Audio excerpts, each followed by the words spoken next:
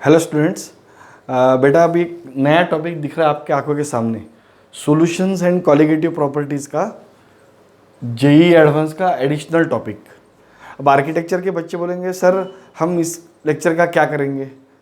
Information के लिए अच्छी बात है, आप इसको देखिए, लेकिन आपके सिलेबस का ये पार्ट नहीं है, ठीक है।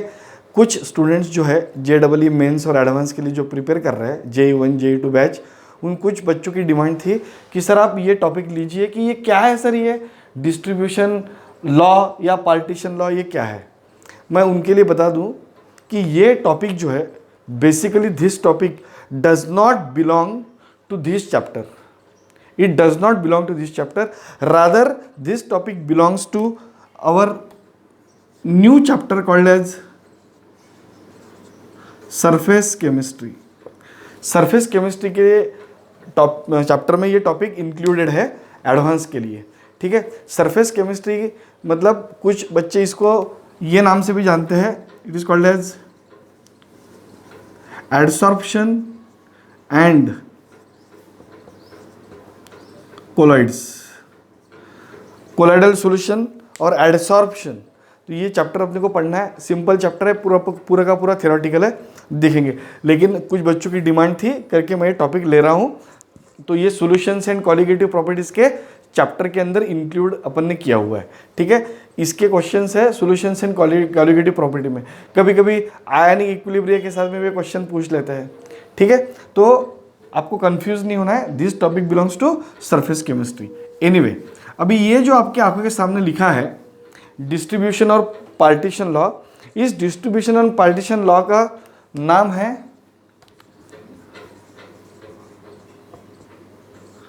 नर्स्ट्स डिस्ट्रीब्यूशन एंड पार्टीशन लॉ। बहुत सुंदर है, कंसेप्ट बहुत अच्छी है। एक सेकेंड, कंसेप्ट बहुत ही अच्छी है। अब before I explain it, let us go through this particular law. क्या बोलता है देखते हैं, क्या बोलता है, क्या बोल रहा है लॉ।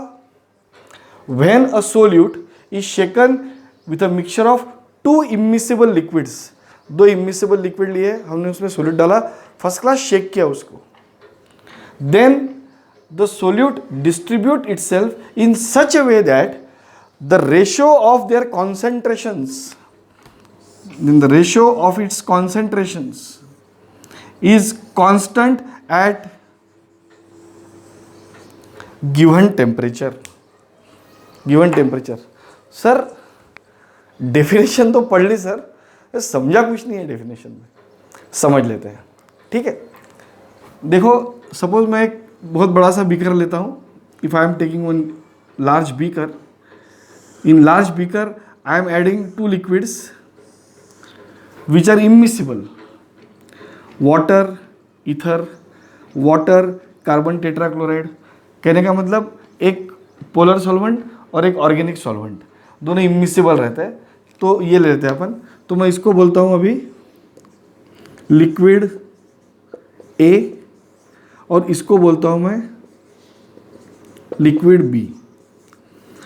अब हमने ये दो लिक्विड ले लिए, दोनों का पार्टीशन हो गया यहाँ पर। अब मैं यहां से एक सोल्यूट ऐड करता हूं,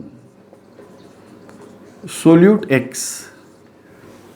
अब सोल्यूट X अगर ऐड करेंगे अपन, इसको बंद करेंगे और फर्स्ट क्लास शेक करेंगे, तो आपको दिखेगा कि ये जो X है, यहां पे X आएगा कुछ और कुछ X यहां पे आएगा। सपोज ये जो X है यहां पे आ गया, इसका कॉन्सेंट्रेशन यहाँ पे C1 है और ये X आ गया, इसका कॉन्सेंट्रेशन यहाँ पे C2 है। तो as long as temperature is same for this particular beaker, we can see that concentration of X in liquid A divided by concentration of X in liquid B, ये जो ratio है ये हमेशा क्या रहेगा, कांस्टेंट रहेगा, हमेशा कांस्टेंट रहेगा। सो अभी फिर से डेफिनेशन पढ़ लेते हैं। क्या, when a solute is shaken with a mixture of two immiscible liquid, then the solute distribute itself in such a way that ratio of their concentration is constant at given temperature, और ये constant को बॉस we denote by the symbol KD. KD मतलब distribution constant और partition constant. तो ये मेरे पास में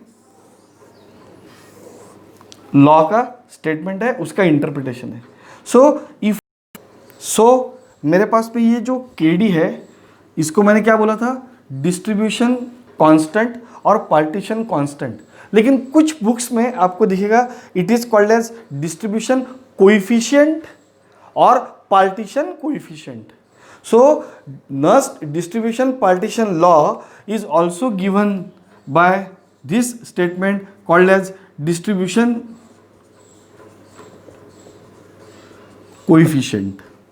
ठीक, अभी हम इसको कॉन्सेंट्रेशन के साथ में करते हैं। कॉन्सेंट्रेशन के साथ में करेंगे तो क्या दिखेगा हमको यहाँ पे दिख रहा है concentration of liquid A and concentration of liquid B. Concentration of liquid A and concentration of liquid B, ये हमारे पास में रेशियो है। अब आप देखेंगे लिक्विड ए में कॉन्सेंट्रेशन देखो क्या है, लिक्विड ए में कॉन्सेंट्रेशन C2 है, so therefore I can write C2, और लिक्विड बी में कॉन्सेंट्रेशन है C1 is equal to we can write here as KD। ठीक, तो ये हमारे पास में रेशियो आ गया। अब थोड़ा समझ लेते हैं, सपोज ऊपर का जो लिक्विड है वो ईथर है और नीचे का लिक्विड जो है वाटर है, मतलब liquid A is water and liquid B is ether. तो ये जो मैंने रेशियो दिया है, आप देखेंगे C2 is present in water, so this KD is in favour of water है, this KD is in favour of water. Suppose आप इसको उल्टा लिखते थे, suppose you write C1 upon C2 is equal to, ये भी रेशियो क्या रहेगा, कांस्टेंट रहेगा एट गिवन टेम्परेचर। सो C1 किस में है बॉस, ईथर में है, सो this KD is in favour of ether. तो ये अपने को याद रखना पड़ेगा। ठीक है, तो जो ऊपर की वैल्यू जो न्यूमरेटर की रहती है वो उसके फेवर में रहती है KD। ठीक है, सो न्यूमरेटर के वैल्यू के साथ में हम लोग दे सकते हैं। ठीक है, तो ये पहला वाला इंटरप्रिटेशन है जहां पे सोल्यूट का नेचर दोनों लिक्विड्स में सेम रहता है। सोल्यूट का नेचर दोनों लिक्विड्स में सेम रहता है। सर सोल्यूट का नेचर दोनों लिक्विड में सेम रहता है का मतलब क्या, बताता हूं, 1 मिनट में बताता हूं। ठीक, देखेंगे अभी। सपोज बेटा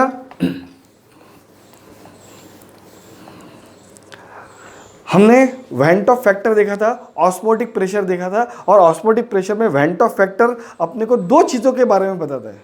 one is association of solute and second is dissociation of solute. अगर एखादे सॉल्वेंट में वो सोल्यूट सपोज एसोसिएट हो रहा है तो हम क्या करेंगे, सपोज ये लिक्विड ए और लिक्विड बी को वाटर और ईथर हटा देता हूं मैं अभी। ठीक है, और मैं सोल्यूट डाल रहा हूं।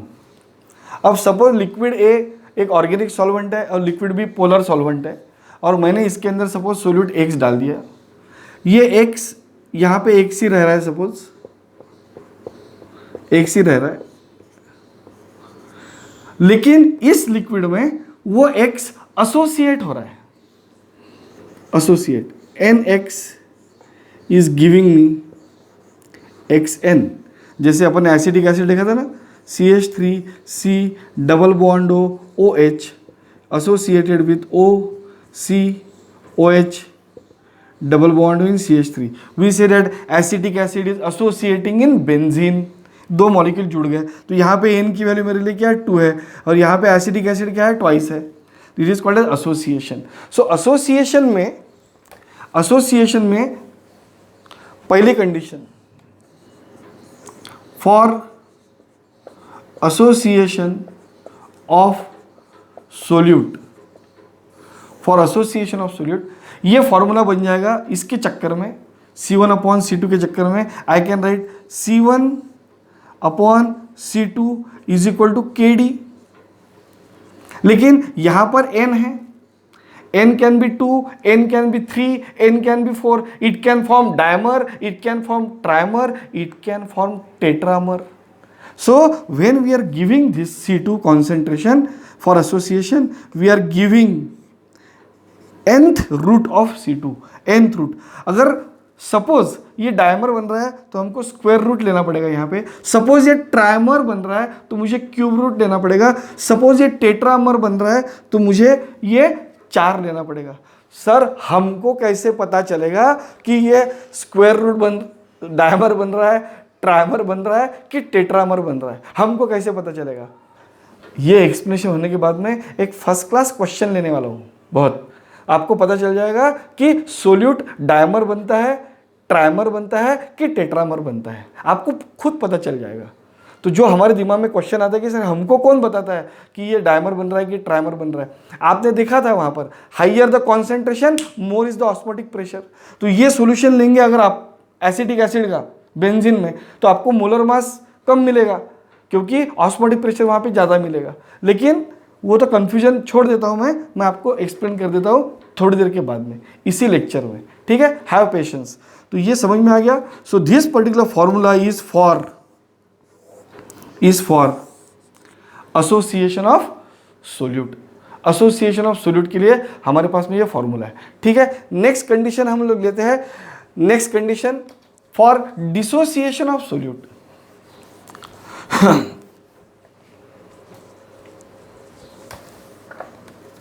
नेक्स्ट कंडीशन लेते हैं हम फॉर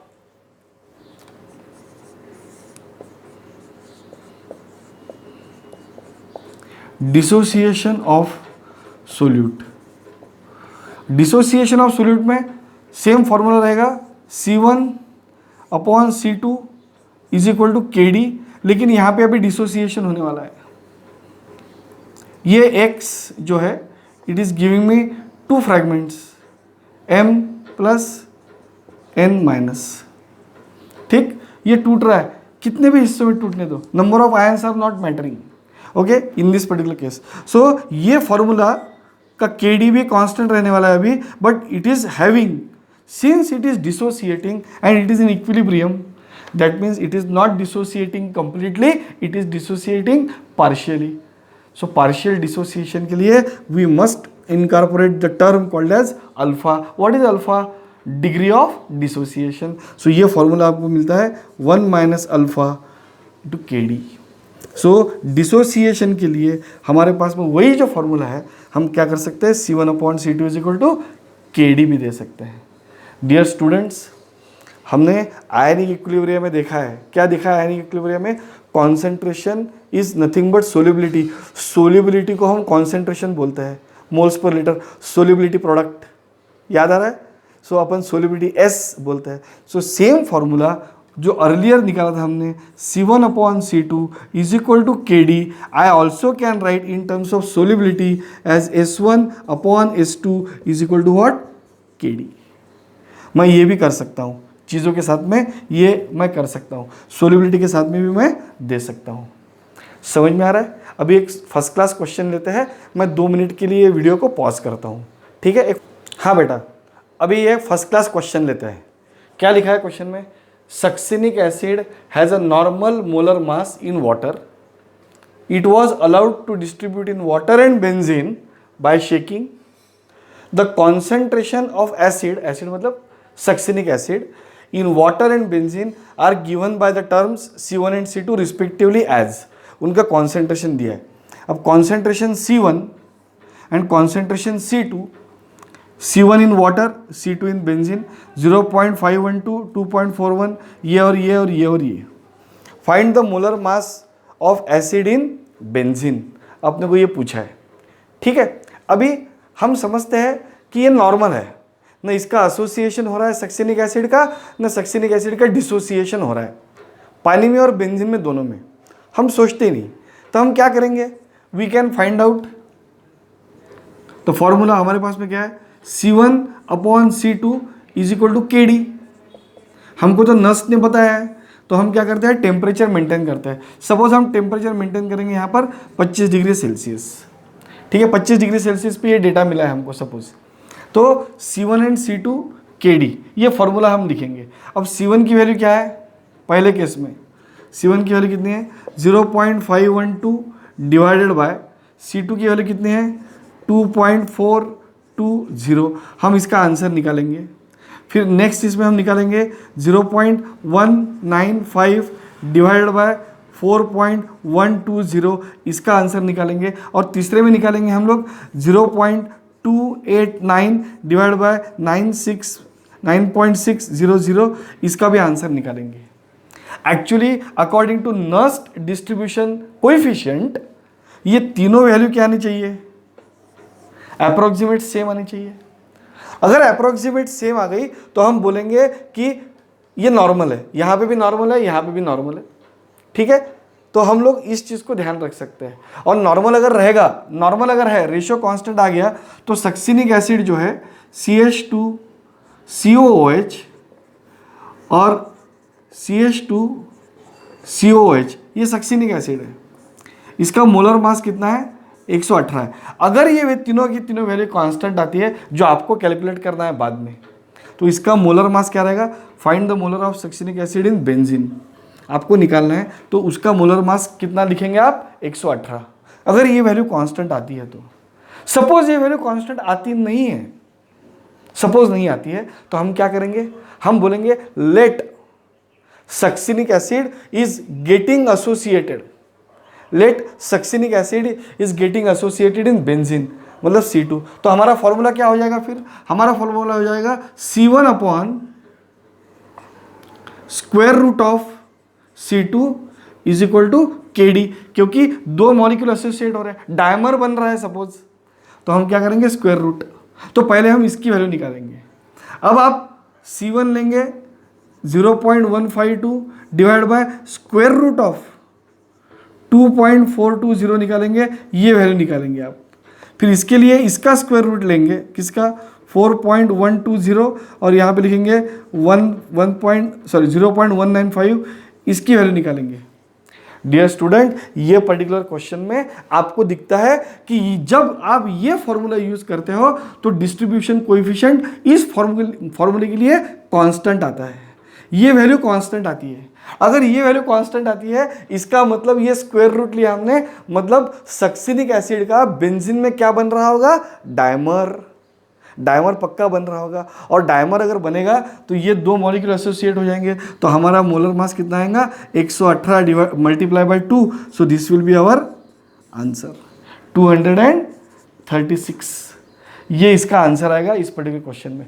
अभी आपको समझ में आ गया कि हम कोई भी लिक्विड में सोल्यूट का एसोसिएशन कैसे हो रहा है या डिसोसिएशन कैसे हो रहा है, डायमर बन रहा है कि ट्राइमर बन रहा है, हम पता कर सकते हैं। अगर ये वैल्यू हमारी नहीं आती थी कांस्टेंट, तो हम लोग क्या करते थे, हम लोग इसको ये करते थे, क्यूब रूट करते थे, फिर हम बोलते थे कि इसका ट्राइमर बन रहा है। बेटा समझ में आ गया आपको, इस तरह से हम चीज़ों को पता करते हैं केमिस्ट्री के अंदर। आई hope you understood this very nice question, ठीक है। अभी और एक नेक्स्ट क्वेश्चन लेता हूँ जो मुझे अश्लेषा ने पूछा था। तो अश्लेषा ने जो क्वेश्चन पूछा था वो लेता हूँ, पॉज करता हूँ वीडियो को 2 सेकंड के लिए।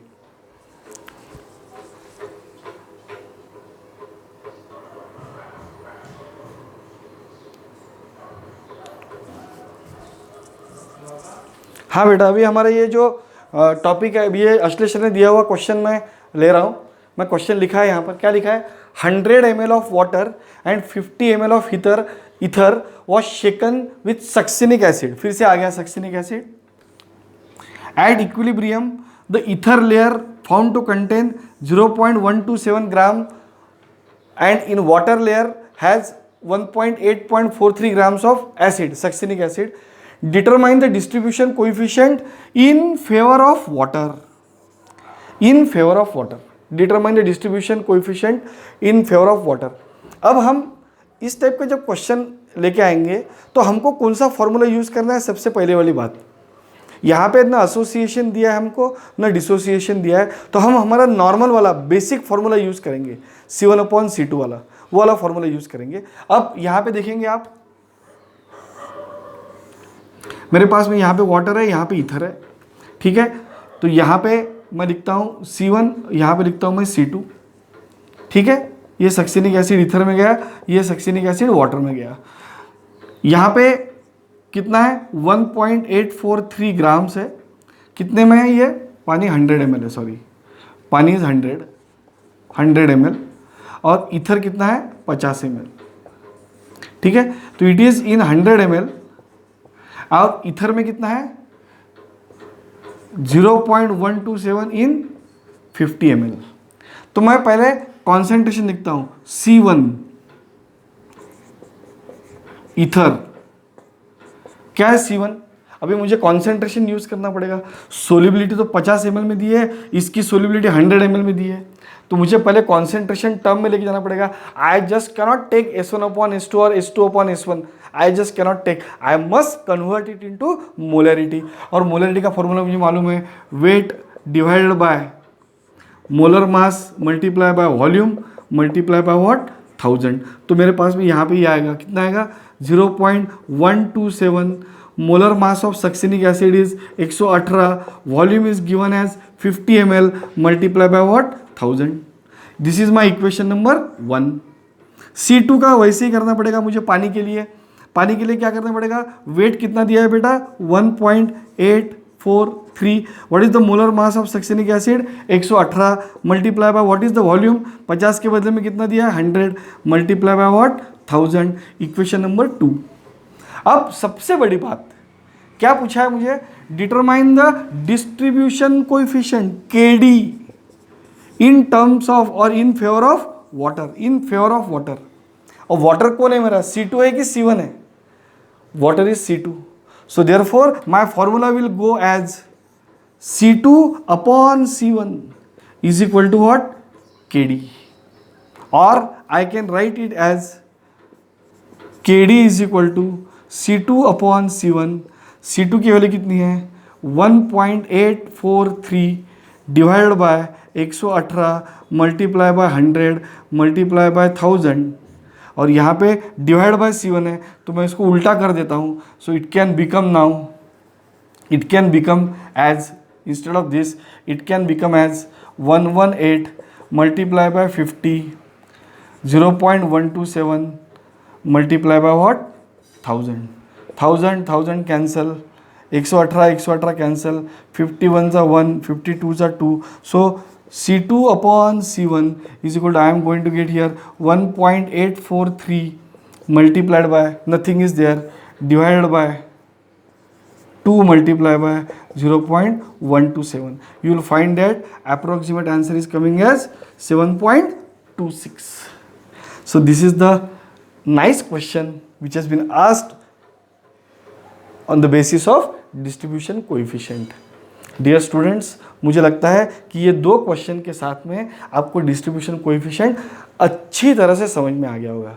मैं फिर से एक बार रिपीट करता हूँ, this topic is not at all there in chemical kinetics, this topic is not at all there in ionic equilibria, this topic is not at all there in solutions in colligative property, but this topic is present in the lesson called as surface chemistry, that too for higher level. लेकिन since यहाँ पे solute solvent concentration चीज़ें involve है, ये कहीं पे भी दे सकते हैं क्वेश्चन और हम वहाँ पे रुक जाते हैं। ठीक है, so I hope you understood it. Thank you very much.